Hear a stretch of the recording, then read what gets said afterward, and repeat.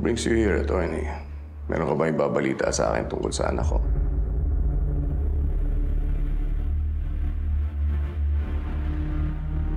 May aminin ako sa'yo.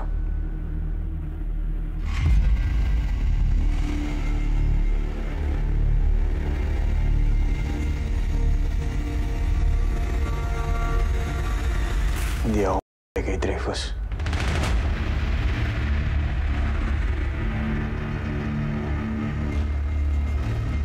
Nung pinuntahan ko siya, para gawin yung inutos mo, kahit anong pilit ko, hindi ko magawang kalibitin ng gatilyo. Si Elizabeth ang tumapos ng trabaho. Nakipagreglo siya sa akin na hindi niya sasabihin sa'yo ang katotohanan. Kapalit, bigay ko lahat ng gusto niya. Alam kong nagtiwala kayo sa akin, Judge, at binigo kita. Kaya humihingi ako ng pasensya. Sana mapatawad mo ako.